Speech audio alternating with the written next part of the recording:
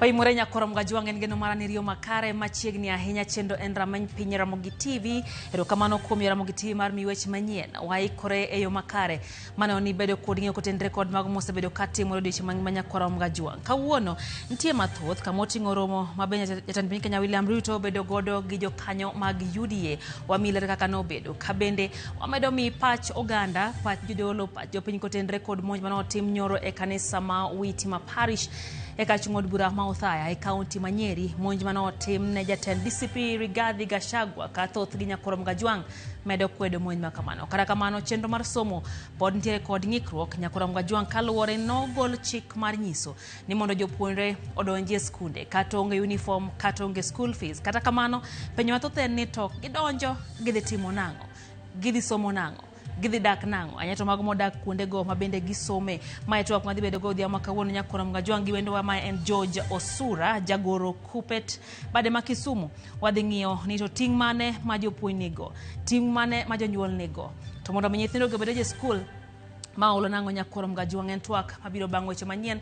To mokwongo go kodwa mbaka lai en 2:06 nono wantie live e Facebook Ramogi TV, Ramogi TV KE, mbui mar X kachiel gi Ramogi TV Kenya, mbui mar YouTube. Mage momiyo pek. Listen to me, guys. This election in Akuja, we want to win by a margin of between 2 and 3 million. Jatend piny Kenya William Ruto wacho ni en kod chenro maong'ith mar yombo e yiero mag 2027. Kanisa kod jotelo pod medo seyo monj manotimore e kanisa ma ACK Othaya e kaunti ma Nyeri e alama nyoyuore kod jatend DCP Rigathi Gachagua. We still have a challenge with numeracy and we think that is a big challenge. Nonro koro wacho ni somo mar kwano thago nyithindo mathoth masomo e skunde mag piny owacho.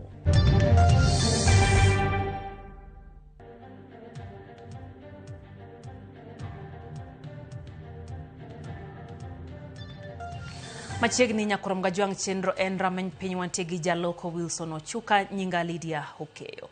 Tendiruok mar kanisni e pacho ka NCCK dwaro mondo migao mar arita okwa ng'uono e lela kaluwore gi monj manyo tim ne jatend duond bura ma DCP Rigathi Gachagua e od lamo e kaunti ma Nyeri, kendo mak jogo manyo timo monj ma kamano mabire kinde ma jotelo opogore bende medo kwedo monj ma kamano magiwacho ni dhi ataro gi chike ma pacho kae. Opogore medo nyolore e wi monj manotim ne jatend DCP Rigathi Gachagua e kinde manoyore nyasi mar lamo manobage kanisa ma ACK Witima e kar chung'od bura ma Othaya e kaunti ma Nyeri Jumapil manyoro. Riwruok kanise NCCK kutane kod jakom margi Bishop Elias Otieno yango ni ma en monj mar ochiko manotim e od lamo gino magiwacho ni odhi ataro gi chike ma pacho kae, ka bende giseyo wito iro malongo wang' manotim e od lamo magiwacho ni kide kelo midhiero kod kuong' ne piny Kenya. Gidwaro mondo migao mar arita okwa ng'uono e lela kendo gitim nonro mapiyo magimak jogo manopango kendo timo monj ma kamano. Bende gidwaro mondo mi okaw okang' ne obila manotiyo gi iro malungo wang' gi lisasi e timo monjno ei kanisa. Jodolo kod jokend ratich oganda e kaunti ya Mombasa dwaro mondo mi piny owacho ochiw ler e wi monjno kendo kaw okang' mar chik ka giwacho ni rem timo kamano nyalo kelo tulo e pacho ka e kinde mabiro. Twaomba serikali iheshimu nyumba za ibada zote. Twaomba serikali isijaribu kuvuruga au kuharibu na kuwatoa fikra watu ambao wamekuja kuabudu Mungu na wamekuja wataka amani. Mungu alete amani katika ulimwengu. Nyumba za kuabudiwa Mungu zinataka ziheshimike. Ninajua kwamba taifa letu tulimchagua rais na tukampa kura na sasa ndio amekalia kiti. Tungeliomba polisi waajibike na waeleweke kwamba taifa la Kenya lina watazama wao. Raia wote wanaangalia polisi. Tunataka wa record statement, tutajuazi mambo ya criminal haina limitation. One day one time somebody atakuwa responsible na tutaona matokeo. Kwa hivyo wasife moyo, na sisi tuko nao na tunataka wale waliohusika wote wachukuliwe hatua za kisheria. If you cannot do your job, then vacate the offices and let those who can do that job better do it. Leo tunazungumza kutoka Mombasa kwa sababu Waswahili wanasema ukiona cha mwenzako chanyolewa chako kitie maji. Iwapo kuna mtu yoyote ako na difference na mtu yoyote yule, kama walivyosema waliotangulia, ni kwamba ngoja mtu amalize ibada yake, atakapotoka nje hatua za kisheria siweze kuchukuliwa. Lakini mnapokwenda ku-attack worship areas kama hizi, mnatupa tear gas ndani, kuna infants, because kuna wazazi ambao wanakuja na watoto wao wamewabeba wakiwa ni infants. Kumachielo, jalup jatend duond bura mar Jubilee Fred Matiang'i osemonjno mawacho ni en tim wich kuot ka obuno sirikal mondo dhi joge Gachagua mamoko kuom josiasa liekoni ema noloso monj makamano. But we shouldn't go the way that happened yesterday. Very, very shameful. And we have seen this again and again and again. The level of arrogance that you see, goons, armed people moving around. And then, for me, no one will tell me, will give me lectures about, we didn't know what was happening. A national leader of Gachagua's stature, when they move to a particular place and they're going to have a function in a particular place, the county security team knows. The National Intelligence Service officers in that area knew that there was going to be a meeting that day. How can you tell me that they did not know there was a plan to disrupt the meeting? Jatend piny Kenya William Ruto koni duond bura mar UDA biro dhi yombo radar yiero maduong' kod ombulu mohingo milion 3. Ruto mako chung'ni kowacho ni riwruok mar ODM kod UDA dhi kelo loch ohiu kendo loso sirikal higa manyien. Ota Nyambaga ntiere kod ler. Romo mar jokanyo mag joka othiwi mane obage kar jot mar jatend piny Nairobi. Romo mar duond bura mar UDA mane ochwe kom kod ogai margi William Ruto mane okoni duond bura mar UDA biro yombo yiero maduong' kod ombulu mohingo milion 3. Listen to me, guys. This election in Akuja, we want to win by a margin of between 2 and 3 million. Mnanisikia? Wacha nirudie. This election, the last election, we won by a margin of 200,000. 200,000. This election, we must win by a margin of 2 to 3 million. Ndio tuunganishe Kenya, tutembee pamoja. Romo ma jokanyo e biede Kanyaroya machako romo. Ne Ruto yango ni riwruok mar joka machungwa kata ODM to kod joka othiwi magini UDA biro yombe yiero kaluwore kod kit mbii machama ariyogo ni godo pachuka. Today we have a broad-based government with our friends, the ODM party, and we have agreed that this broad-based has worked. Has it worked or has it not? And it is said, if it is working, don't fix it. Sindio? So what we have agreed with the leadership of ODM, that let us explore the option and the opportunity of having a coalition going into the next election. Kwa hivyo, lengo langu na ombi langu ni kwamba tuwe na umaarufu kama UDA hapa mashinani, ili nguvu ambazo tunahitaji kutoka kwa rais kwa mambo ya kimataifa zisipunguke. Serikali UDA kwano nyigwende kapok gweno butno. Kolero tije maler mar dongruok ni ema biro wuoyone mopogore kod kweth makwedo kendo kweda maonge ranyisi mag dongruok madekwede. I am convinced we have done a good job. I am convinced whatever has not been done will be done before the next election. And I am convinced we will defend our scorecard in the next year's election. On the question of universal health coverage, on the transformation of agriculture, but moving on now to even what you have called or christened the Singapore dream or the journey to Singapore. I imagine, Your Excellency, how each of the work that we have done has transformed the lives of the people that voted for us to be members of parliament. Magi timore ka gichano timo yiero mag duond burano e kor gwenge. Chakre tarik 27 kod tarik 28 mar dwe mar adek higani kaka yoro tego kendo jiwo mbii mar duond burano. The Council directs the National Elections Board to A, expedite the completion of all pending electoral phases, and B, ensure that all elections are conducted in a free, fair, transparent and credible manner. Walter Nyambaga, Ramogi TV. Jod bura Mandewa Martin Owino wacho ni mutni masani dhi nyime duond bura mar ODM nyalo thiro twak e kind duond bura no kod UDA motel ne yiero mag 2027 koko ni ber ka rombe mag siasa masani tend ODM dhigo nyime ochungi nyaka los pogruok mantiere e ODM. Jod bura no wacho ni kweth ariyo masani owuok bagoro be opogore kamoting'o kweth motelne kod ogai mar ODM Oburu Oginga malurore gi chenro motesi ni Linda Ground kod machielo maitayo gi jagoro maduong' mar ODM Edwin Sifuna Gilange kelo picha marach kendo miyo ODM nyalo bedo gi ng'ikruok. Olose apise NGCDF Mandewa e kinde mano chiwo omenda mag basari ne jopuonjre opogore. Owino koni rombe mag siasa go okonego dhi nyime ka pogruok nitie duond burano. Management osekale titere NEC koae NEC titere NGC National Governance Council mane muting'o wajumbe muting'o all elected leaders plus county chairs ODM. Bas kokwadhi e NDC gima ketho nwa chama en small click make a decision kagi ya NEC no tiwinjo ni gen kibere rally mano gimoko dwa notimne party leader wa wadwaro ni kuma party leader dhiye wan kaka elected officials wabed piny mwachungu ni gini ber watime uru kama. Jariyo magin ruoth ma Hulugo Abdi Fatah kod Stephen Musili ma en japuonje skul primar ma Hulugo Bonegi monje manotimore e gweng' ma Hulugo e kaunti ma Garissa kaluwore gi report kweth njore mag Al-Shabab notime monje gweng' no kendo nego ruoth magi chwe gi wang'o nyamburko mare kane pok gichako koro magina kendo nego japuonj mane ntiere oko mar ode.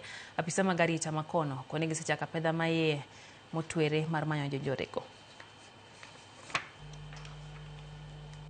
Sisi wenyewe tumeamua kwamba tutapigania haki zetu na tume ya kuajiri walimu TSC shughulikie matakwa yetu itoe hapa mara moja kwa sababu usalama wetu ni muhimu sana. Hatuchui leo feli tumesimama hivi tutalala wapi kwa sababu mwalimu alitolewa kwa nyumba yake na kupigwa marisasi kinyama. Chifu wa eneo hili pia amepigwa risasi ameuawa usiku wa kuamkia leo. Sasa sisi tunaomba security officers na tume ya kuajiri walimu TSC ishughulikie matakwa yetu na itupeleke mahali salama itoe huku leo. We need security. We need to be protected as teachers. TSC, please do something. Kwa sababu we will work on it. Tutaenda huko kwa TSC offices. Hata kama tutacamp huko, we get justice. We need our teachers justice. Piny owacho dhi mbele gi chiwo siem ne jopuonj madongo ma pod keto nyawero ko jopuonjre mag grade mar 10 e skunde ni ibiro kawnegi ondamo mager kendo ibiro riembgi e tich. Jatend migawo mar somo Julius Migoso Gamba wacho ni omenda ma sirikal chiwo ne skunde osechopo e skundego ka koro dwaro mondo mi jopuonj duto te one ni jopuonjre oyudo somo kaka owinjore. Ogamba yango ni 92% mar jopuonjre osechopo e skunde ka koro okwayo migawo mar arita mondo mi one ni 8% modong' odonje skunde. Nowero manokelo kanyakla jokanye sekta mar somo e boma Nairobi. Informing the principals, and this needs to go out there very clearly, that the government has already released capitation to the schools. So if, for example, you have admitted 700 students and then you have 4 or 5 who have not paid fees or who do not have school uniforms, these 5 or 4 cannot make it impossible for you to run the school. So the principals need to support the directive of the government, and we are working with the TSC. And from today, data is being collected in the field. Should we find any principal who has returned a child home on the reason of them not having school fees or of them not having school uniform, action will be taken through the employer, the TSC, including dismissal from their jobs. Lek mar chwalo jopuonjre mang'eny lai mar somo ng'ere kaka STEM me somo mar CBE nyalo lware Luanda poni ok omany resruok ne jopuonjre. Man kaluwore kod report mar Usawa Agenda moyango ni thoth jopuonjre ahinya to mag skunde piny owacho pod ok tim maber ahinya e somo mar kwano e klese machien. Report no yango mana jopuonjre achiel lekin jopuonjre 5 mag grade mar 3 ema nyalo timo kwano mar grade no mar 3. Judith Omondi ni kod mathoth. Lieto medore ne migao mar somo mondo mi orido kanda e skunde mag piny owacho poni pod gin kod lek mar golo jopuonjre modhuro matimo somo ma ong'ere kaka STEM. Manonro yango ni tije gi ng'eny kipimo kod lai mamoko mag somo. E ripod riwruok ma ok mar piny owacho mar Usawa Agenda ma oketa yanga odiochieng' ma kawuono e boma ma Nairobi, oyangore ni mana achiel e kind jopuonjre 5 mag grade mar 3 ema nyalo timo kwano mar grade mar 3. E skunde mag ji giwegi, jopuonjre 3 kuma pare manyalo timo kwano mag grade mar 3 maonge bagni, ka e skunde mantie kuonde jot mag ji ma oringo kowuokie pinje maoko kata refugee camps, mana 7 kuom jopuonjre 100 ema nyalo timo kwano mag grade mar 3. Kirango lony mar jopuonjre mag grade mar 4 e kwano mar grade mar 3, 34 kuom jopuonjre 100 kende ema nyalo timo kwano mar grade mar 3 kaka jopuonjre manyiri okawo namba. Akoro e kinde ma Kenya medo jiwo kit somo mag STEM, jokanyo e sekta mar somo koni nyalo bedo matek ne jopuonji e sina sekondar jiwo laini. We still have a challenge with numeracy, and we think that is a big challenge, given that there is a very deliberate effort by the government of Kenya to position the country towards STEM education. That gives us a challenge to see what we do to address numeracy challenges at the foundation, because that will determine whether we can move the country towards being a STEM education country. Kopogore kod higni 3 ma okalo, jopuonjre omedo lony e somo kendo winjo report mag grade mar 3 kipimo kod higa mar 2022. Nyaka sani nus mar klas mar grade mar 3 nyalo somo mawinji gi magisomo. In 3 years, that is the change we have seen. The challenge we have is to go deeper and understand why that change has happened, and how can we use whatever we use to make that change to make the same change in numeracy, and how can we use that to sustain this change so that it is not forth and back, but we can be able to sustain what we have and build on it. We have a foundational learning guideline which has addressed all these challenges and how we can overcome the challenges. So through the guidelines, we know and we are sure that as a government, these learners will be able to catch up. Mana e weche ma otenore kod somo mag STEM, ripod ni bende omenyo somo mag lony manyasani e skunde.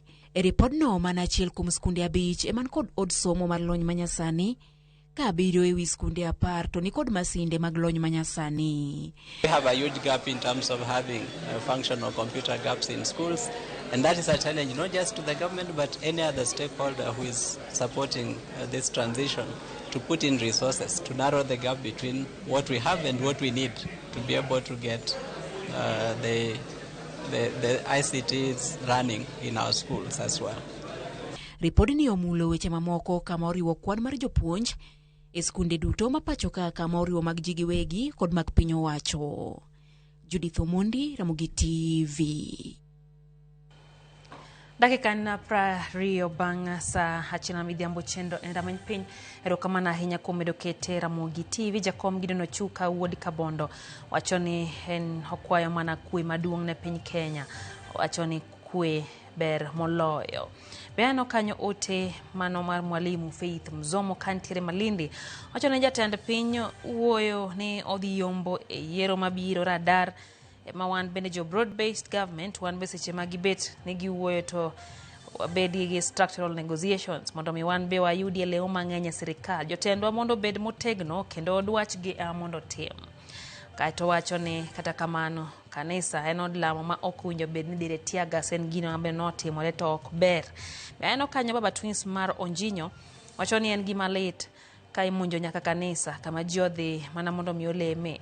Wacho ni entiere kodwa e chendo kanyo Pascal Oranga. Beano Bishop Omondi Otiche wacho ni entie gi njaode Sara Otieno gi ng'iyo wechegi manyien e yo makare. Maureen Lovian wacho ni entie County 001. Kata Joseph wacho ni entiere Gashie hemonene wechegi e yo makare. Beano to Trimas Odhiambo wacho ni entie live Semerat. Wacho ni kanyo ema onene Ramogi TV. Erokamano ahinya kuom kete Ramogi TV. Isaac Wedagi wacho ni wakwedo monjno kabisa kaka jopiny. Wacho ni ok en gima kare monjo oganda e kanisa en od lamo, bende oganda dhiye. Francis Obwanda bende wacho ni en gimra mola okomore kaka jonjore nyoro no monjo kanisa othaya nyithindo dhi lemo to igoyo gi kod tear gas. wach marach ahinya. Oyo matin ma Endra Many Piny kik idhi mabor.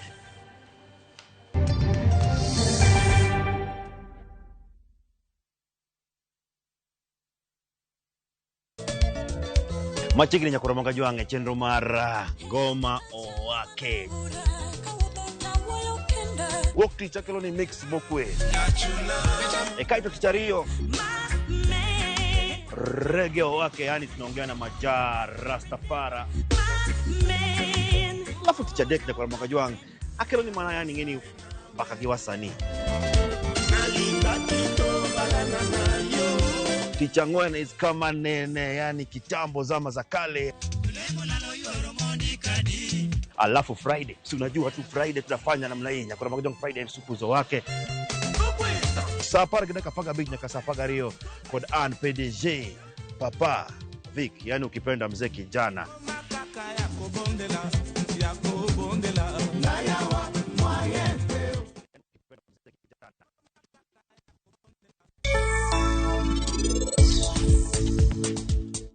Kanyo ini wacha diera Rajiv nigi hawi ahinya. Dagi gi jaode. Dongi neno kaka wan wabeyo ahinya. Dongi, ini neno nade? Mama, in paka pari kaka ini dwaro. Nikech mana machiegni kae, ini biro mana kuongi. Ho.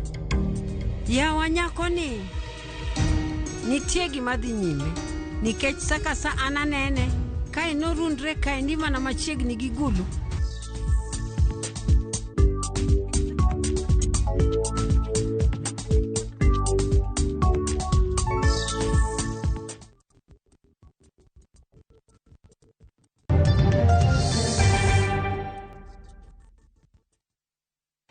Machiegni kero nyakoro mga jwang chenro Endra Many Piny wadhi mbele gi weche manyien. Duol mochung' ne gedo mag apeyni madongo Kenya National Highways Authority KENHA chakre odiochieng' makiny dhi loro olalo ma Kanyadhiang' e kar chung' od bura ma Karachuonyo kaunti ma Homa Bay kuom ndalo 10 ne chenro mar kongo lalono machal mare ok osebedo maber kuom kinde malach. Kaka ripota maro e kaunti ma Homa Bay Ali Abich leronwa, jopiny ma Kanyadhiang' kod jogo matiyo gi lalono ma bende nitiere apaya ma Kindu Bay Homa Bay orwako chenro mar kongo lalono magiwacho ni osekelo thoe mathoth. Olalo ma Kanyadhiang' mani apaya mawuok Kindu Bay kochimo boma ma Homa Bay chal mare osebedo marach kuom kinde malach kaluwore gi bathe manumukore kendo ne okonge kod maram bang' kane osenyore higni mokalo kendo chal mare osebedo kaketo ngima jowuoth weg nyamburko kod joapiko andaki. Kaluwore gi sienyruok ma olalono sienyorego, duol mochune gedo mag apeyni madongo e pachoka Kenya National Highways Authority KENHA ne ogolo notis mar lolo lalono kuom ndalo 10 kochakore tich ariyo tarik 27 dweni nyaka tarik 5 mar dwe manyien ma chiwo thuolo mar kongo lalono. Jopiny kod jogo ma osebedo katiyo gi lalono ywak ne rach mare osemiyo maseche mag apaya ojimbore olalono kendo osekelo thoe mathoth mag jowuoth kaachiel kod weg nyamburko mabiro kokong'eyo chal mar olalono. Daraja kuom los mar daraja wa appreciate kabisa kendo wamorgo. Daraja no osebedo ka inyowa kendo osebedo ka omiyowa shida mang'eny sana. Mostly joma kelo accident e daraja no gin jok ma ok ong'e daraja no kaka en. Iyudo ka wan jo motorbike maka wang'e no rach. Koro harakati mwabiro kwa approach mondo wachop bute to chuno wanwa slow down. Harakati mwa slow down ni ng'ame biro ng'eicha en ng'eni ok ong'eyo ni kanyo ne rach. En obira gi moto cha gi ng'wej cha. Koro ng'wej cha ma dhi to cost accident. Yeah.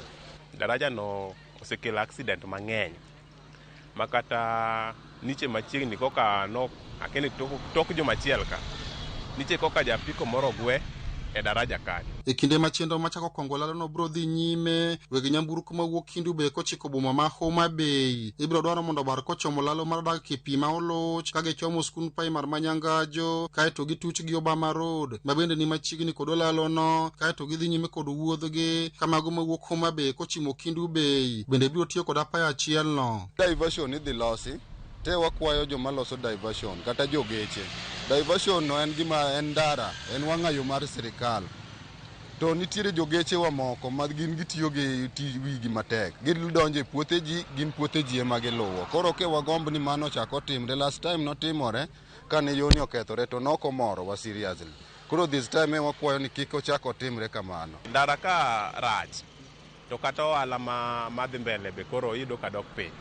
At the same time wuodhe mang'eny be iyudo ka koro kelo shida.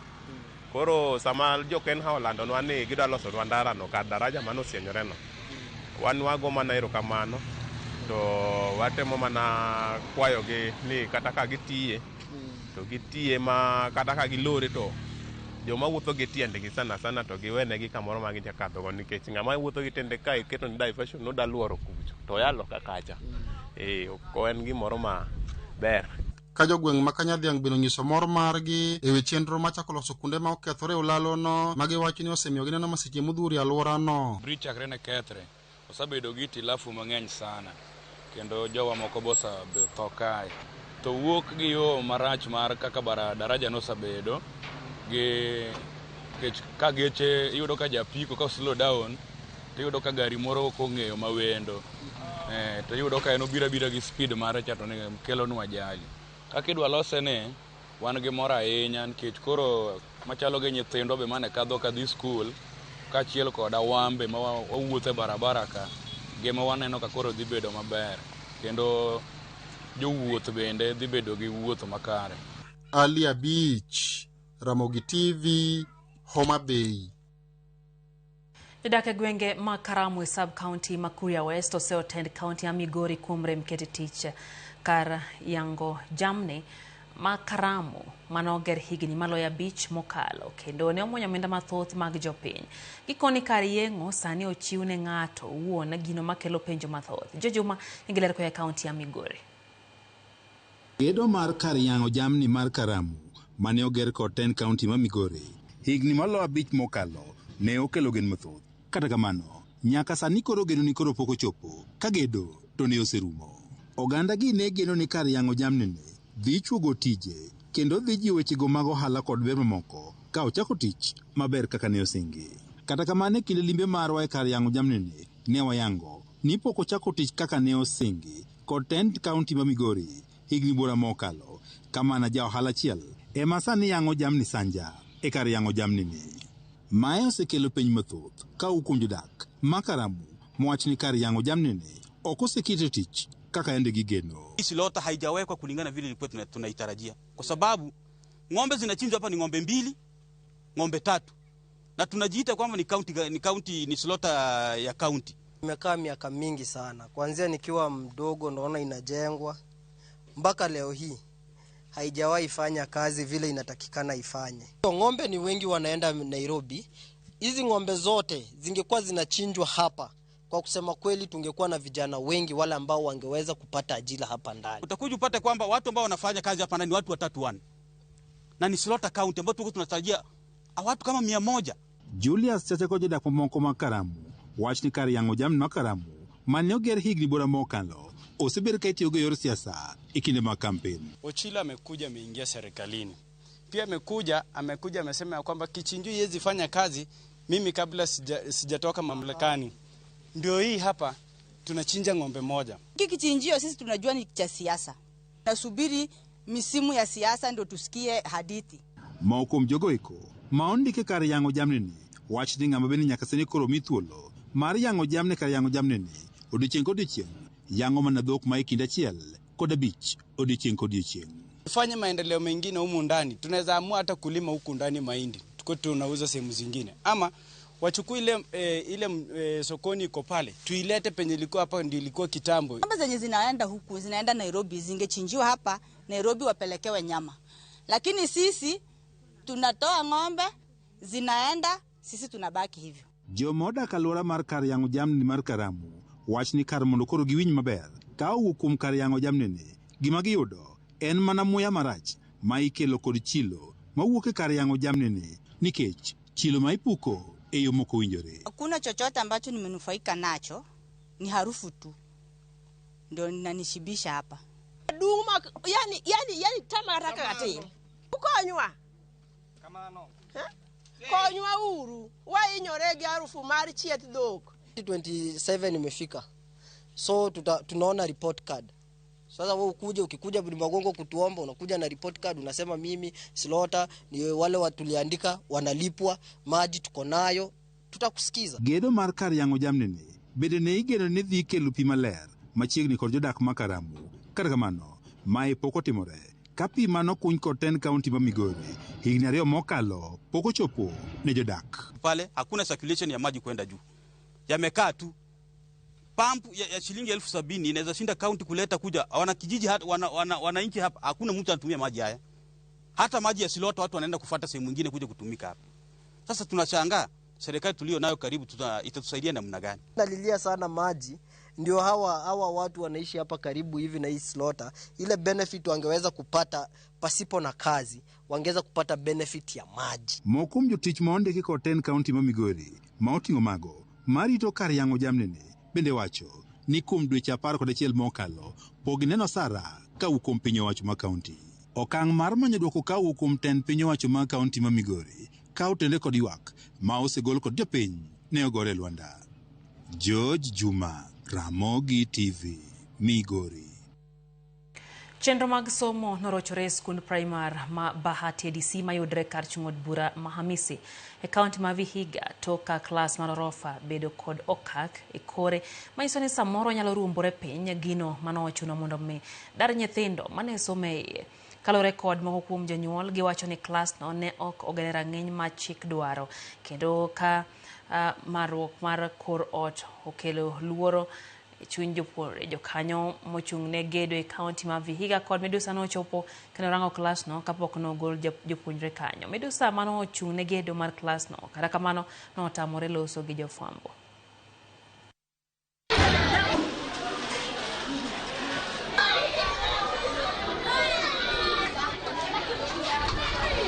Tuliitwa hapa kwa kamati, tukakuja kukaa kwa gorofa hapo juu.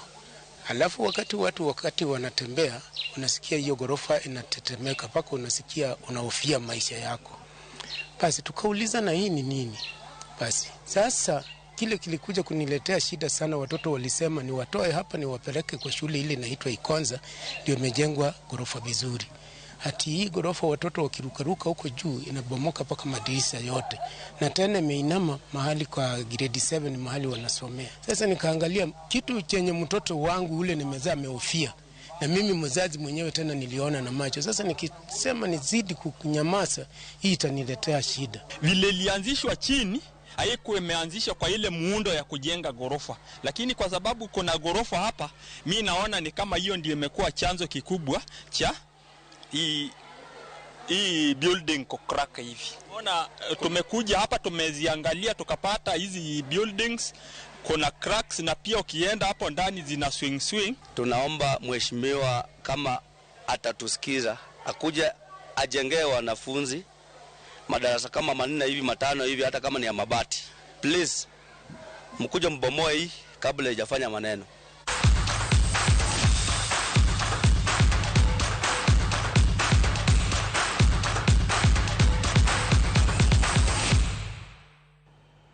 Mag tuke kocha mar Gor Mahia Charles Akonoro puoyo timba dhulano mar Gor Mahia kuom nyiso chia gi lony e tukge magikodira e kindgi kod Bidco, achiel kuom timbe mosekelo liet ne timno. Tugo ma Gor Mahia noloyo gonde 2-1 nochuno Gor Mahia mondo mi ne odwar matut loch to ka Bidco ne oloyo gol mokwongo e half mokwongo manochuno Gor yudo loch dakika mogik mar tugono. Kocha Akonoro Ghana opoyo timba dhulano kuom puonjore tuke mosekadho kendo chako goyo kenge kendo nyiso chiwruok gi dwaro mar bedo joloch ka lig ma higa ni rumo. Bado nafasi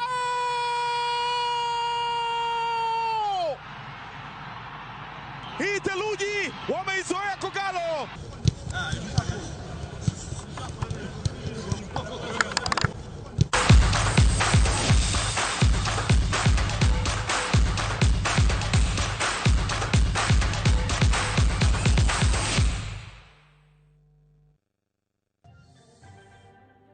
Koyo mogik nyakoro mga jonga poko duoko twak marwa Antifical Jowanyisa kachano mora kanyo gi chenro mar Ramogi TV moro kuom loso madaraja makanya dhiang' wacho ni mano ni dala gi tik kata wacho ni kata kamano nene machunye no buok ni biro geng'o gik mang'eny kuom loso neno kata kamano ntiere kamidhi bargo bende dhino ni weche mag wuotho ok odhi marach.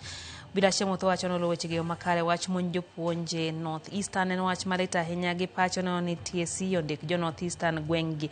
Machielo wach mantie ODM is normal kata kane baba nitie okwoni koro chap ni orum mondo mi wach dhok achiel. Hoyo matin ma ndamany piny waduoko twak gi Charles Osura ma en jagoro Kupet bade ma Kisumu mondo ang'ane weche go motendre kod somo nyakoro Mgajwang kekidhi abor wasebedo jalo Wilson Ochuka oduogi twak mar amany piny.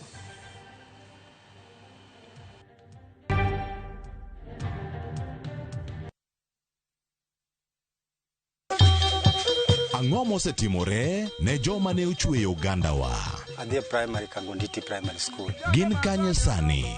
Amobilize kalerte ne wago poro to gibiro wasombo kidi to watero kacha jite e secondary kacha. Waromo gi jodgi to wafwenyo sigandgi magi mopondo. Siasa ka ng'amo ywaye maduong' katere siasa en Daniel Arap Moi. Ng'e ranyisi mabeyo mane giweyo. Ne japiny mopogore kata ng'ama ne nie duond loch ne neno ni kopo ni Kenyatta dhi Tom okawie thuolo ni mondo tanwa piny ni kaluwore gi mwaseneno kuome. Ang'o magitimo sani? To kata kamano be pod gin kodwa. Nakedo ne wach sukari ma jobunge jonjo kod buot nochaka ni bwana sukari. Gin kanye kod Walter Nyambaga tich ang'wen saa 3 otieno mana Ramogi TV.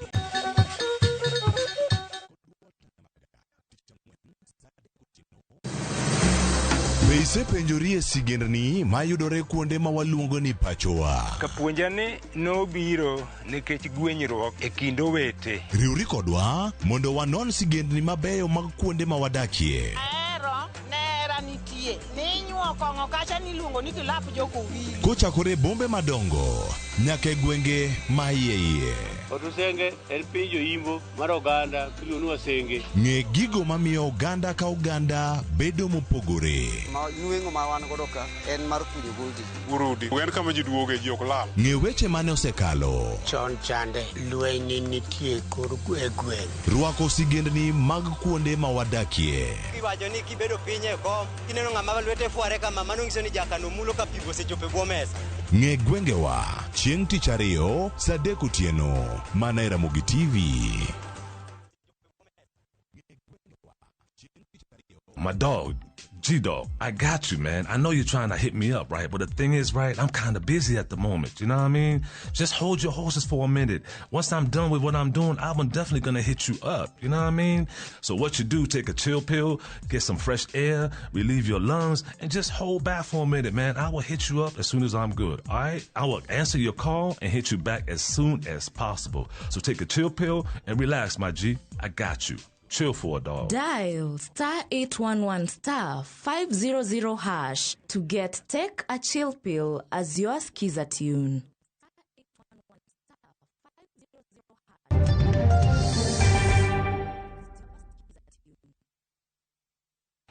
Machiegni kero nyakor Mgajwang wadonje kiny mario mar twak mar rameny piny kata chendowa mar rameny piny.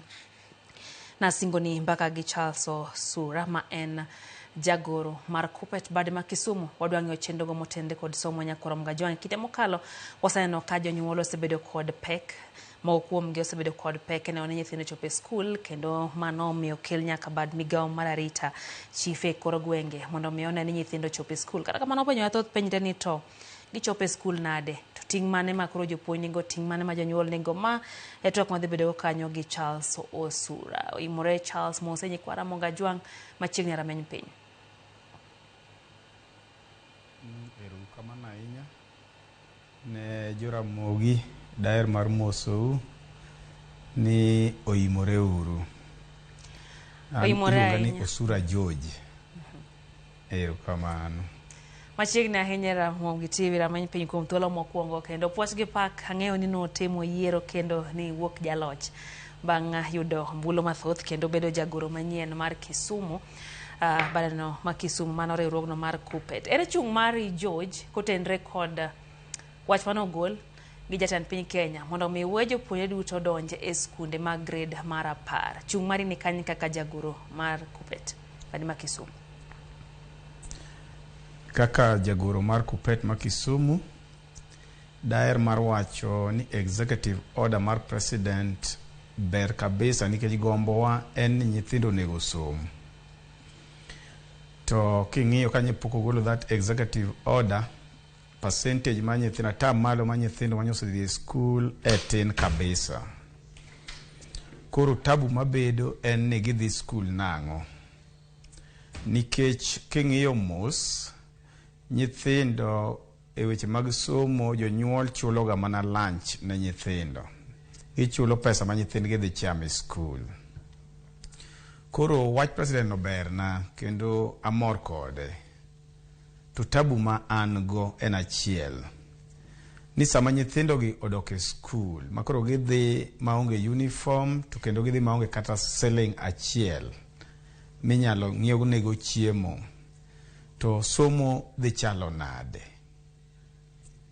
Mano e penjo maduong' monego wapenjre waduto kaka stakeholders mag education, kaka leaders mantie e gwenge mabe nyithiwa gi wuoke.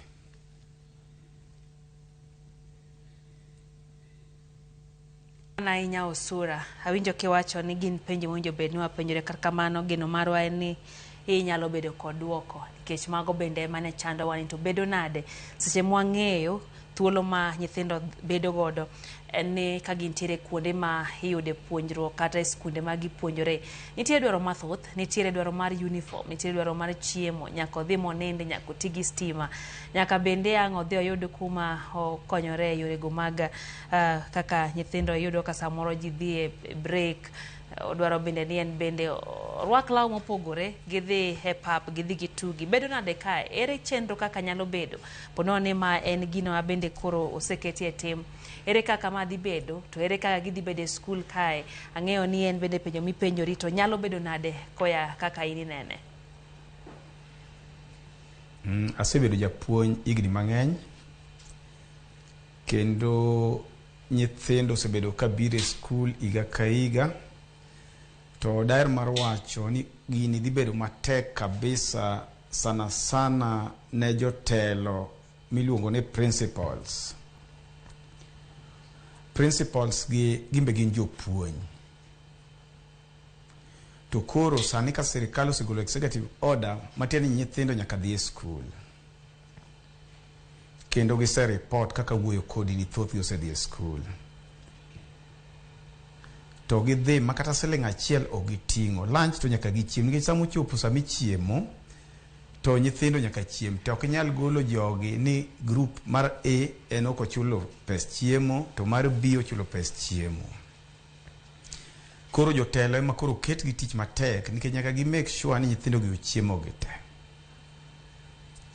In a school system ka onge uniformity to automatically indiscipline bedo malo kabisa. Koro an kaka neno gini, aneno ni sirikal dwaro ni nyithindo donje school, nikech gitwe about 100% transition. To sirikal ok owacho ni nyithindo kik chul pesa. Koro en upon jonyuol ni ka nyathi osedonje school, to nego bed ni gibede winjruok gi jotelo mag skunde, mondo gine ni to pesa midwaro mar lunch ni gin gi program mane ma ginyalo chule go mos nyaka orum, nikech nyithindo to nyaka chieme school. Kata mana wach mar uniform mwawacho ni wang'eyo maber ni uniform oketi mondo ji obed machalre school. Kapo nono ni nyathi odonjo gi jeans to jowetegi to rwako uniform monego bed ni girwako, to nyathi machielo mobiro maonge uniform cha obi bedo comfortable. Koro matin kata sama ipuonje to en oneno mana nopogore gi jowetegi mantie klas ni. Koro daer mar nyiso jonyuol, kendo ageno ni giwinja motegno, ka nyathi osedonjo e skul, gi make sure ni giyudo ni nyathi ni uniform bang' donjo ne skul. Nikech kochal gi jowetege to biro chiko ite kendo biro winjo gima jopuonj wacho e yo malong'o. to kapo nono ni sirikal be feel ni uniform ok important to karone kuru gigol wach uniform mondo kik wach uniform chak wach kamora mora. Nikech nitie kata some countries ma ji ok rwake uniform. To gikone pod gisomo kendo gitimo timo maber, koro ok ane gima lich e wach uniform no kapo nono sirikal ma feel ni ok onego bedi. To kapo ni policy mar uniform pod nitie, to nyaka watim matek mondo nyithiwa obed gi uniform. Koro mane chung na kaka jakopet ma Kisumu County. Awinjo kiwacho ni nitie winjruok mowinjo bed ni bedo e kind jonyuol gi jopuonj mondo ging'e ni kogik karang'o mowinjo bed ni ginyalo chule. Omende wacho ni sirikal ne ok owacho ni kik gichul pesa. Kata kamano samoro nitie jonyuol ma ok ginyal yie kata ok ginyal duogo cooperate gi dho Kisungu. Ok ginyal yie mondo mi gin bende giduog giparie ni kata obedo no ter nyithinde skul to winjo bed ni pod gichulo pesa ni bang'e. Ere gima idhi tim mane one giduto gichopo singon ma samoro ne ok owache matek, janyuol nyalo weye ni koto nyathino dhi adhiya kaka nowachino, to kare dwa no chul pesa ni bang' kinde moro. Kinde be ok ochiw ni kinde marom nade mowinjo bed ni chiwe. Ere gima owinjo bed ni timo mondo miona ni winjruok ma kama obedo Osuka? E gweng'wa mar Luo wa kae ka wuoye Luo mar Ramogi ka, wan gi dok chien mang'eny kabisa. Nikech nyithiwa gi ndalo mane gisomo kapod gin kata nursery, ne jonyuol gi ok dwa chulo pesa mane chopo sama ka jopuonj train gi ni mondo gidhi ka gidhi dala to giywagi mondo ko migi pesa gikele skul. Kendo daher mar nyisi ni nyithindo mang'eny kapok oywak dala to kata fees ok migi mondo gitere skul. Koro aneno ko wadhi bedo gi challenge kabisa education. Nikech jonyuol mang'eny ok bi golo pesa koro. To gima nyaka dhi timre mbele kama nyaka ging'e kata mang'eyo kaka ng'ama japuonj. Nikech dhi chopo sama koro jotelo gidhi nyiso ni dhi ucham lunch dala. To sama osenyisi ni dhi cham lunch dala ni gibiro dhi chutho giduogi. Koro entry e grade 10 Roberto, after 1 year ibiro yudo ni half mag nyithindo gi osewe school te. Koro gima neno monego bed ni chiefs omede timo kata bed na ni gi mop ji gigolo mondo bi e school. But e barasa gi go nego giluong jonyuol kendo gi sensitize on the importance and necessity mar chulo school fees. Mane gima duong' ma nyaka watim nikech jonyuol go ko bi chwado mondo chul fees. To gima ng'eyo ni ko gichulo fees to nyithigi gi at the end of the day they drop ma the dala chuth kendo ok bi nengi.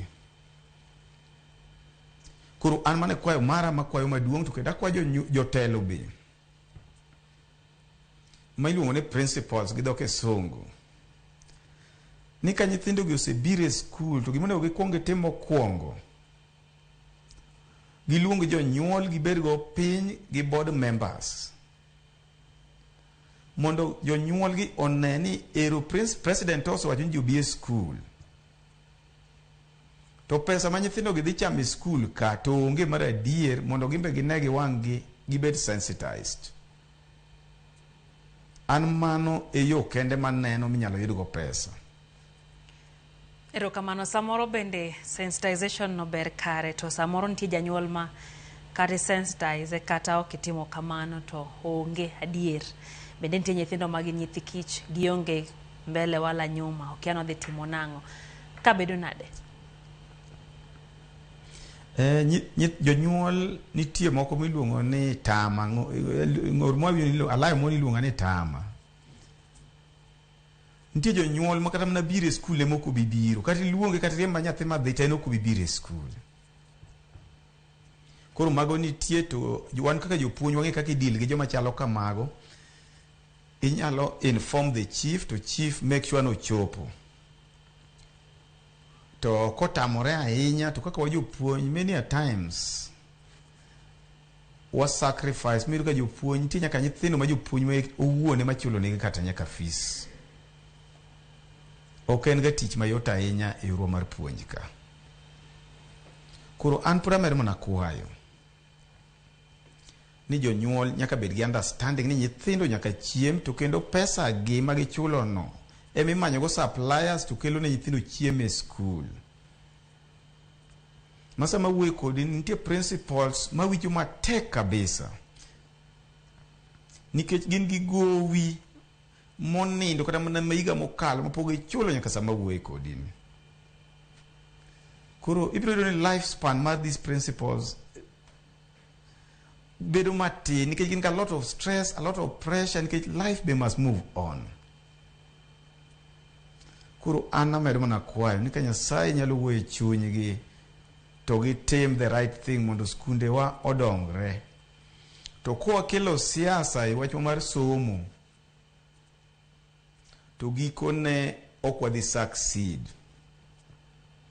Kendo ing'e maber, ang'e ni ung'eyo kaka jofwambo mawuok e Luo, ung'eyo ni siasa peke e Luo Nyanza kamoro amora kochopo wach mar pesa. To ng'amoko somo ting'e ni Kenya masani kumodhie malong'o ting'e ni onge. Erokamano. To kigoyo nyong'ong'e e skundewa ahinya mago ma kaluo, king'iyo malong'o, bende neno ka skunde oikore kao chik ma kama mano ogol gi jatend piny Kenya William Ruto mondo mi yiene jopuonjre go donjte, nikech nitiere skunde ma waseneno ka nitiere jopuonj ma pod notamore, mane miyo ogol chik gi jatend migawo mar somo Julius Migos Ogamba ni kopo ni tamori taro nyathi, riembo nyathi e skul nikech onge school fees, onge uniform, to in bende idhi dala. Iparo ni jopuonj bo oseikore ne kete tim chik ma kamae? Kawuono awuotho e skunde moko within town to ayudo ka giseyie kendo nyithindo donjo e skul. Giwacho ni directive ma executive nyaka gi respect. To gima nyaka ing'e ni gima jatelo wacho no ok ber ahinya, mano is called intimidation. Nikech in kakore wacho ni ka nyathi oorno dhi om pesa to jatelo no be dhi dala, to jatelo ni be onge kaka nyalo miyo nyathi ni chiemo mondo chiem. Donge neno ka koro ichalo ng'ama keto pressure kendo inyo jotelo. Kendo jotelo gi ng'eni gimbe gin members wa, kendo gimbe gin Kenyans. And mane momiyo we are demanding ni the officials, the national leaders must respect our teachers. And they must engage them at better levels mondo ging'e kaka nyalo kony nyithindo. Nikech gine magine e ground. Inyalo chuno gi to nyithindo bet kanyo, to nyithindo gi ok som nikech gidenyo. Ng'amo denyo ng'eni ok nyal winjo kata gimipuonje. Kendo anyisi gini ma anyiso jonyuol wach maler ni nyithindo gi ng'eny gi biro we skul. Ang'e maber ni un kaka jofwambo un gi data. Makata sani an gadier ni kopenju maber ubiro wacho ni nyithindo mantie sani e klas 11 almost 30% margi kane gidonje form 1 nosewe skul. To koro makoro nyisgi ni koro gidhi makata chiemo o gidhi chiemo ni dhi timore nade. Koro an ang'eyo ni the intention of the government is to ensure ni nyithindo donje school. What next is not their business. Erokamano. Osura ma diponi nyalo nyiso ni serikal okawo nyithindo to bolo ne jopuonj. Mano e adieri makende. Jonyuol okawo nyithindo bolo ne jopuonj, government bo okawo nyithindo bolo ne jopuonj. Nikech ineni iwuok gi nyathini e odi, onge kata siling michulo ne tidwaro dhi ocham lunch. To ka nyathini ni e odi, ting'e ni ok doriyo kech. To kigo kwano maber, kiparo maber, ipan nyathi nyalo chamo lunch maromo nade odiochieng' kodiochieng' ka en e odi. An gadieri kuone ng'iewo kata mana siling 20, alot be siling 20, that is siling 40. Kigo e ndalo 30, mano 1,200 ken dweche 3 mana 3,600 daher mar nyiso jonyuol mane gima jopuonj dwaro kuom nyithindo chiem nikech all schools gi dwaro average of about 10,000 mondo mi nyithindo mi lunch. Koro jonyuol mang'eny nyisowa ni gin kata mana e utegi ok ginyal pidho nyithindgi. Anto dakwa ni nitie nyithi kiye to an gadieri nitie kaka sirikal osebedo ka temo kaka bursaries giyudo, sponsors be nitiere ga, kendo dakwa ni cases ma chalo kamano jopiny onego donje mondo okony kendo mi support. To nitie moko magoyuma. Ng'ato nitie kata kineno nyose interview kata moko nyaneno ka ng'ato ler kabisa, ng'ato rwakore maber to wacho ni siling 40 ok onyal chulo ne nyathine mondo ochiem. Erokamano. Erokamano Sura. To manyiso picha mane nitie janyuol manose gore peksin mouso kata igene moko mondo mi ochul ne nyathine fees. Manyiso gi picha mane diponi okang' makama okele mondo mi okel romruok ne nyithindo koso diponi e komachielo odhi kelo pek ne jonyuol kendo to moro manyiso ni tam manyien janyuol moro ok dhi temo kako nyalo ka en gigeno ni jatend piny wacho ni nyithindo dhi adhiya skul. Gima ng'eyo ni konyalo dhi kamano to matin nyaka bed ni jatend piny nigi mpango moro modhi chulo nego nyithindo lunch.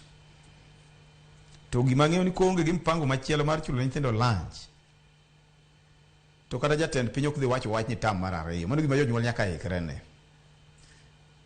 Nikech mana kaka chako wach na ni tanyisu maber ni jatend piny ok okweri kik chul fees. To wacho ni nyithindo donje skul. Kati onge uniform, kati onge pesa. Tingeni kese donje school, to kodi make arrangement, engage the principal, engage the school. Inyisoge plan ma in godo kaka idwani mondo nyathini obi ochul pesa mondo ochiem obede school mondo osom nikech nyaka chalre. Koro ato gima ng'eyo ni gimoro ni equality kata inequality no ok dhi bedo nikech the only thing any president dwani nyithindo donje school. Tok donjo business kore ni mari. Kidwa nyathini osik dala, obiro siko dala. Kidwa nyathini osome school, to nyaka bi many mana pesa michul mar lunch. Nikech jopuonj be ok bi yie kata king'iye maber ng'ato osechulo pesa. Ng'ama nyok ochulo pesa chuse biro mochiemo 1 month ma pesa ng'acho oserumo e account. Don koro wa expect ng'ama nyipuko chudo ni bo chudo mondo pesa ne wacham. Mane kaka balance things in school. To jopuonj late na kendo principals koro late na saidi. Nikech kama gintie ok yot kabisa. Sura manyiso ni wang'eyo ni nitie kit somo manyien mar CBE mabende sani pod nitiere bagni kage kacha mapok nongirore molong'o. Ere gima okang' ma kamae dhi timo ne kit somo ma kama? Gine makoro dhi wito CBE mabor. Kawuono ng'eni ka wuoyo gi japuonj moko adhi e skunde moko within Kisumu. Daher ma nyisi ni moko madhi kata class sani grade 10 mowacho no nitie mokia kata mana ndiko nyinggi. To kendo gikia kata somo. Nikech kano chak CBE ni nitie a lot of confusion. To kendo joma ne confusion ne oyudo are the same people mochako yudo confusion ka gibire high school. Masama wuoye kodi ni nyithindo gi nyosa yudo mana bug physics to gi bug English. Matini kata ma jopuonj mapuonjo kaka ana japuonj. Wakia gimonego beni wapuonjogi. Koro preparedness onge kanyo. Koro japuonj pok oikore. Janyuol be ok oikore nikech nyathi otero makata pes chiemo onge.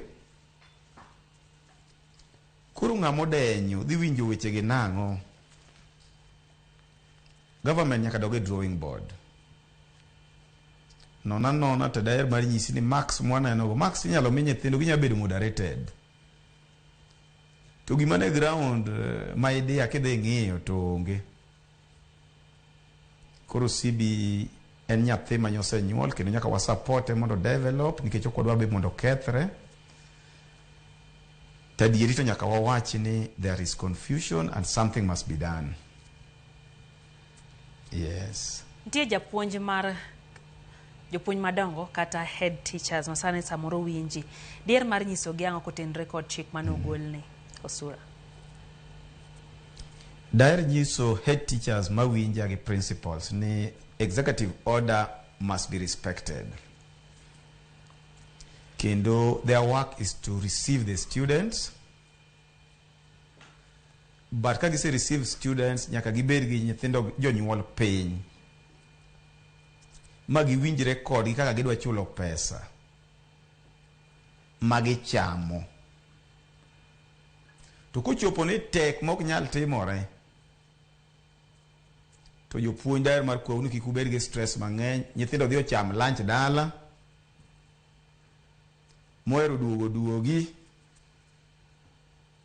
to moko duogo be ung'i kaka utimo.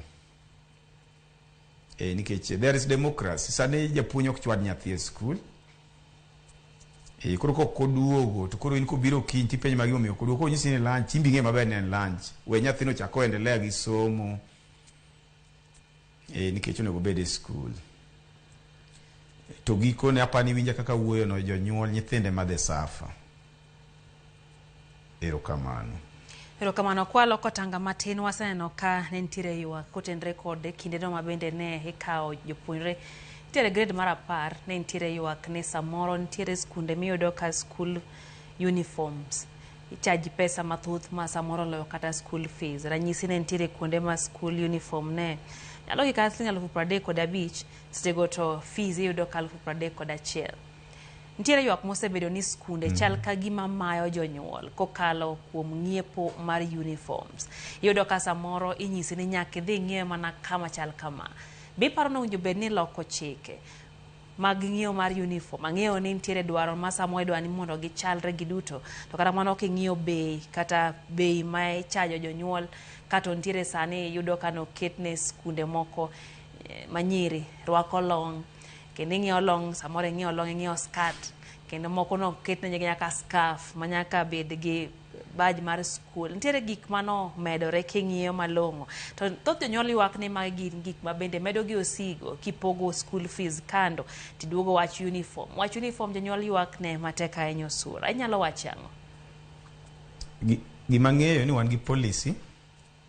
O kata ne olok policy. Policy nitie ma very clear about uniform. Kendo wang'e maber ni uniform wa provide color,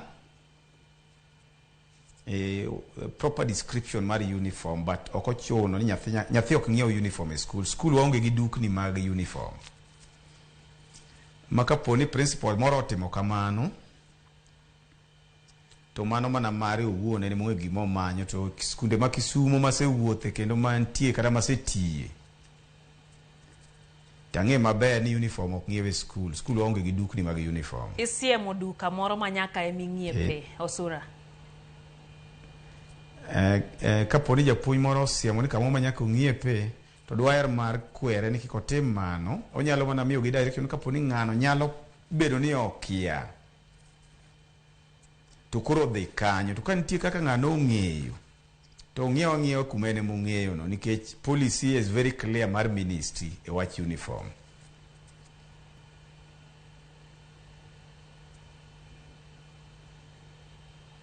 Ma en gima timore kendo ok wadhi miyo wang'wa kwa wacho ni kuponi nikech en gima timore. Jonyuol dwaro duoko. Pono ni janyuol onyisi kendo ramne ni nyaka ting'iew mana ka. Ang'o mowinjo bed ni gitimo? Kang' mane owinjo bed ni gikawo in kaka jagoro mar KUPPET? An kaka jagoro mar KUPPET daer mar nyiso jonyuol ni uniform nitie policy. Ka iseneno uniform dhi ng'iew uniform no, kineno kala ne maber kamune bed ni ng'iewe no, you just go and buy. To kapo nono ni principal moro insist e barua, ineno kondike barua, nikech namba principals bene barupego, gone simo ipenje ni to donge inyalo ng'iewe kama chielo mopogore gi ma. Tang'eyo maber nobiro nyieni mondo ing'iew kanyo. To kopo notamore, to kapo nitie principal be ma insist, to daher mar kwero principal ni kik ochako tim gima kamano nikech odhi ketho tichne.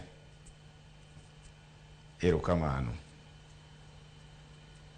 Be chich ni ntiere medruok gik midwaro e skunde magi en gik mabere moko kuom jonyuol ne yuago ni dwaro odwa bedo mang'eny ahinya. Ere pachi wachni?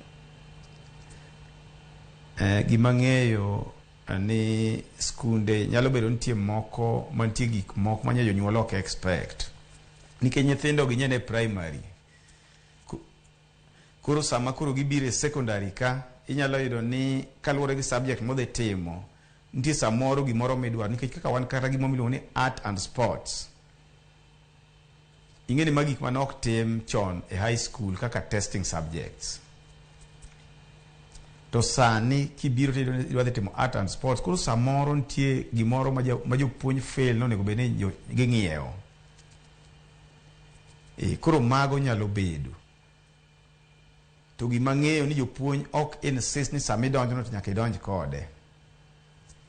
En mana guideline mondo ing'e gima idwaro ma kaponi nyalo yudo pesa no ting'iewo idonjo to kok iyudo to chieng' mirwako nyathi tinyiso japuonj ni biro kele tarik makama to onge japuonj matamore. Asebedo japuonj kendo asebedo e skunde mopogore kendo mane gima asebedo kwatimo samo admit nyithindo. Nikech samoro nyalo chuni ni gima kama nyaka bedi ma koonge to nyathi ok nyal somo maber. Kana japuonj kwano kidhi e school primary nyeonge calculator to kibire high school e secondary to nyaka ibed gi calculator nikech onge kaka ibiro timo kwano kionge calculator. Koro janyuol manye pok ong'eyo mano biro neno ni samoro magiko momedi. To calculator chalo mana kwero kinya dhi e puodho kionge kwer.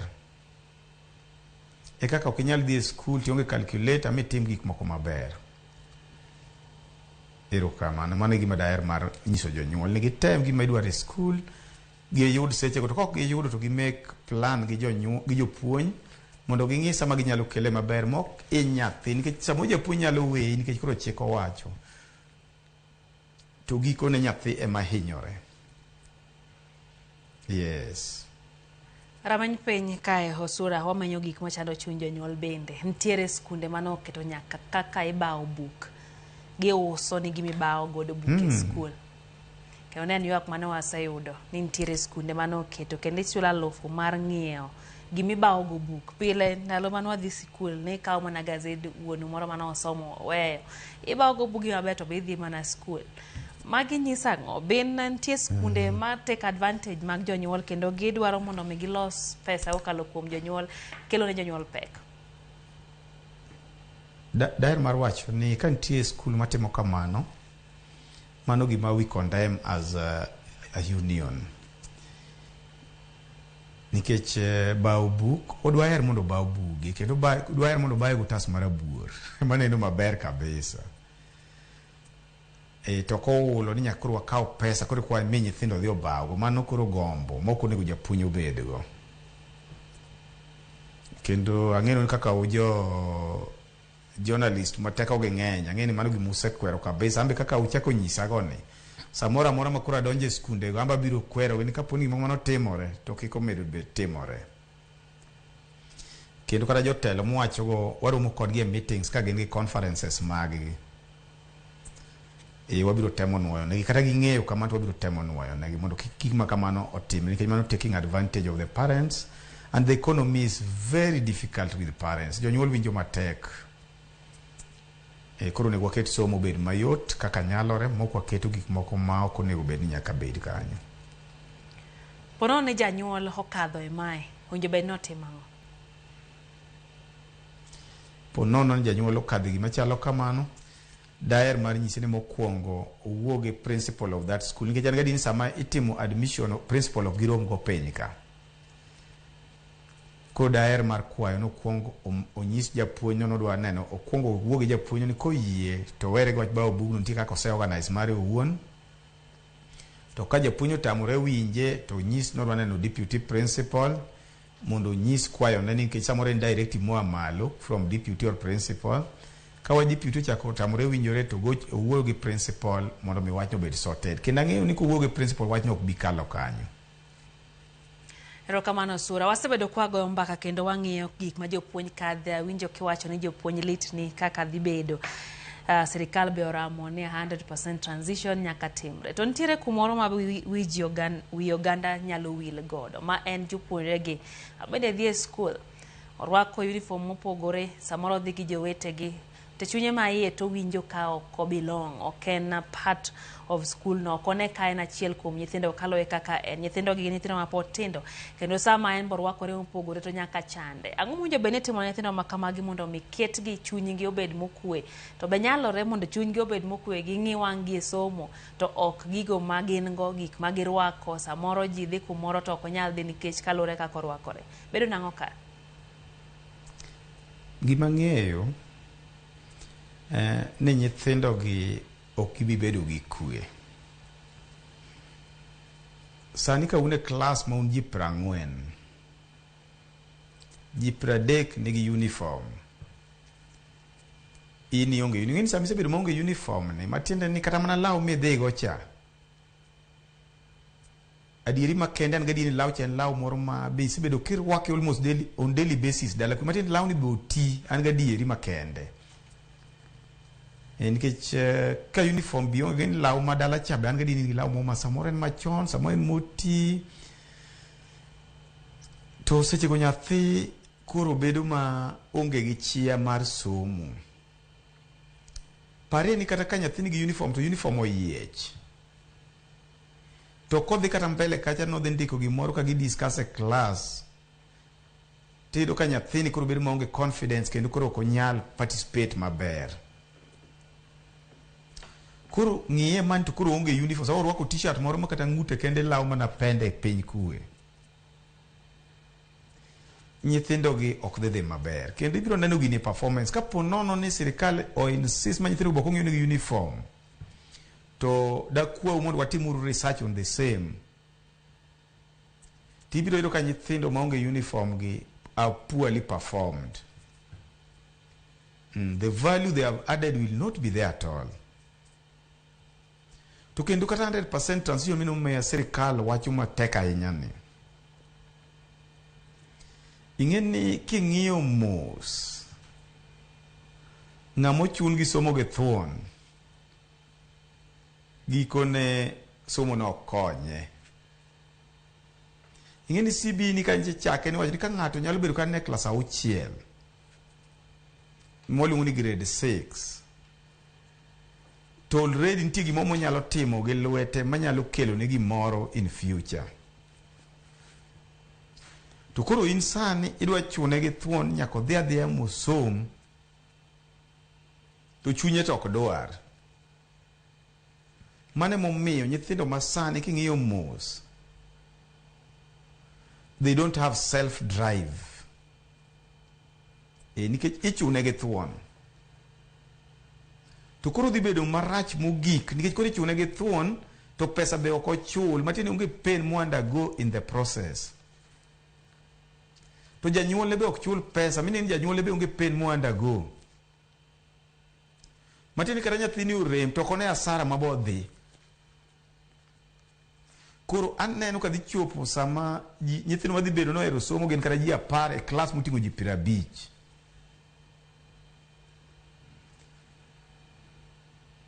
Ageno ni jonyuol owinja maber gik mawachogi. Erokamano Sura. Emo mi adwaro ni jonyuol o sacrifice kabisa mondo nyithindo ng'e ni really gisandore mondo mi nyithindo som, kendo nyithindo biro reciprocate ka gitiyo matek. Erokamano ahinya. Nyami thuolo mar wacho wach mogik kuom sekond 15 kende mondo walor chenro. Daher mar wacho ne joramogi mawinja ma joluo ni somo maber nyaka idhine asara. Jonyuol mang'eny ng'iyo nyithigi kaka somo, kendo samoro chuno gi magidhi extra mile magimany kada japuonj moro makonye nyathi, to gikone oyudo hala e wach nyathini. Koro kwa kita pachwa ni sirikal ema nyaka tim kaka gidwaro, to to tabu duto wan madhi duogo nwa. Daer mar nyiso sirikal be ni giwe kelo siasa e somo. Gichik itgi e weche ma jopuonj nyisogi, kendo ka giluwo to gikone somo dhi bedo maber. To ka gidhi kaka gidhi ni mamiyo skunde idhi no kakore wang'o skunde mang'eny nikech of indiscipline, kendo gikone koro bedo very expensive. Erokamano uru ahinya joluo wetena. Erokamano Nyaji Josura, mano jagoro mar Kuppet badi ma Kisumu. Twak mare mokwongo bang'e yudo kom makamano kendo puoch gi pak. Geno marwa ni wabiro dhi mbele gi twak makama mondo mi med wuoyo gi jopuonj kaachiel kod jonyuol gi oganda jo Kenya kotenore gi wechego mag somo. Aneno ka Collins Okwiri wacho ni Manwar wacho adier, kaeto Imelda wacho no Sura pango wach maler. Ayeko Frank wacho no Sura Joey, that is why we elected you. Kaeto bayano jaduong' Joseph Nyambagalila entie kodwa chendo bende Duncan Haemba mar TV wacho no keto wang'era mugitiwo dhia makawuono. Nyakoro mgajwang' warom kendo saa 3 mar otieno e chenro maro imore. Rit masana nyinga Lydia Okeo.